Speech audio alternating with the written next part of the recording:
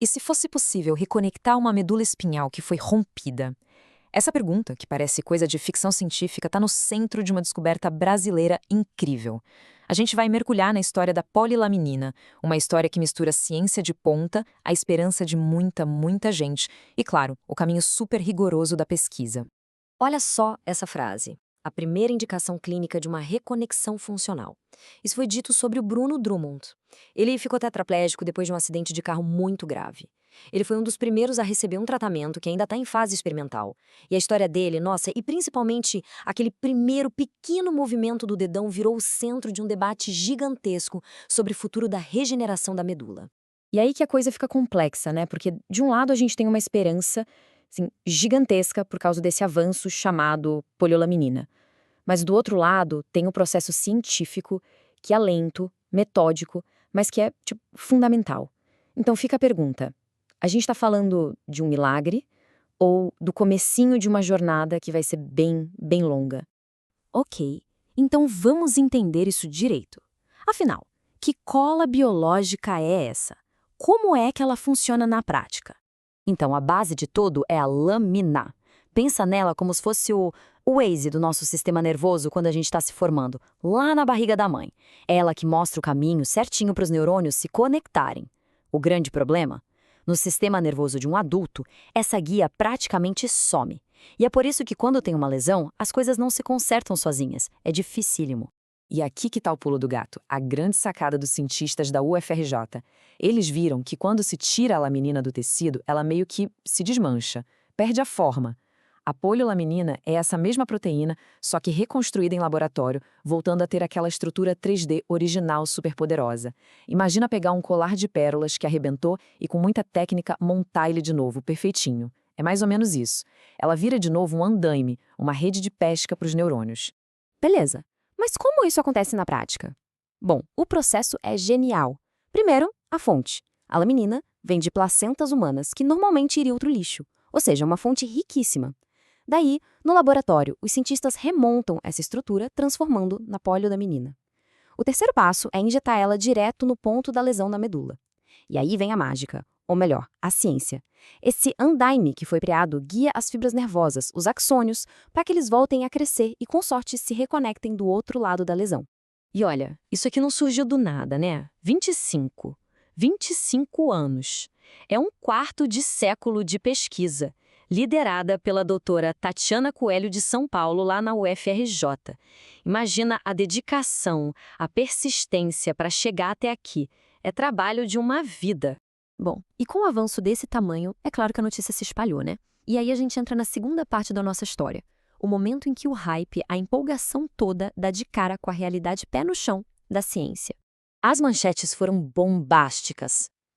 Medicamento brasileiro inovador, capaz de reverter lesão medular, coisas assim. Isso, claro, chamou a atenção do mundo inteiro. Gerou uma onda de entusiasmo, de esperança que é até difícil de medir, principalmente para quem vive com uma lesão medular ou tem alguém na família nessa situação. Só que, ao mesmo tempo, uma parte da comunidade científica começou a falar, calma lá. Como diz essa citação do Marcelo Yamashita, do jornal da Unesp, a imprensa talvez tenha se adiantado um pouco, transformando o que era uma hipótese fantástica em um fato consumado antes mesmo do debate técnico acontecer de verdade. E essa tabela aqui ajuda a gente a entender o porquê dessa cautela. Na ciência existe uma escadinha de evidências, sabe? O topo, o nível 1, é a prova mais forte que existe. E a polilamina hoje está aqui, ó, nível 4. Isso significa que é um estudo piloto, uma série de casos. É um começo incrível, super promissor, mas ainda não é, de jeito nenhum, a prova final. E tem mais um detalhe que é crucial para entender a complexidade disso tudo. Cerca de 15% das pessoas com lesões consideradas completas conseguem recuperar alguma função motora, sozinhas, naturalmente. Por isso que os cientistas precisam tanto de estudos maiores, com um grupo que recebe o tratamento e outro que não, para ter certeza absoluta que a melhora veio da polilaminina e não de uma recuperação que talvez acontecesse de qualquer jeito.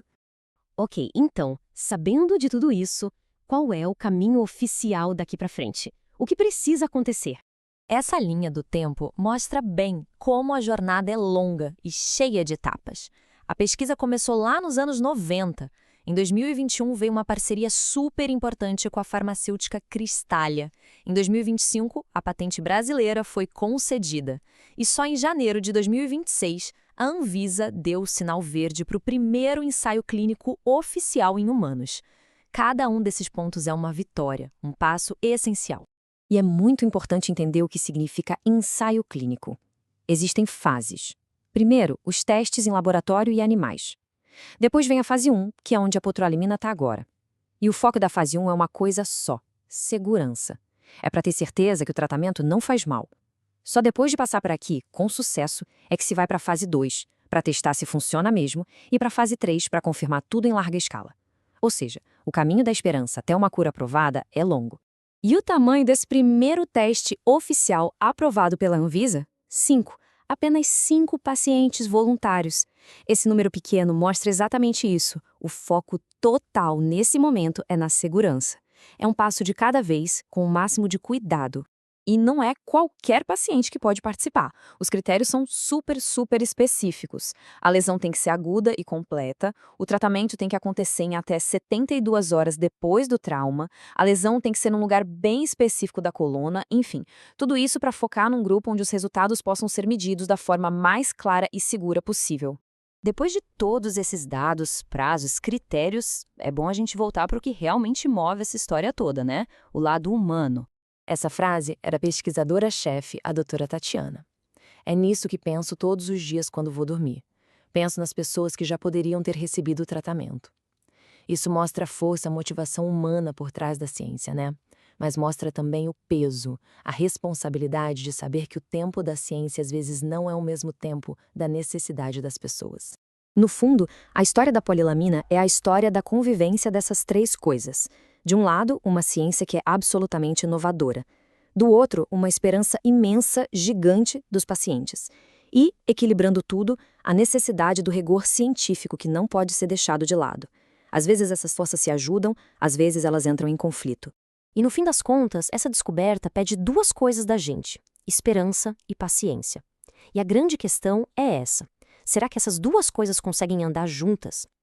A gente precisa celebrar sim essa promessa incrível de futuro, mas ao mesmo tempo respeitar o processo, o tempo da ciência, que é o que vai garantir que a gente chegue lá com segurança.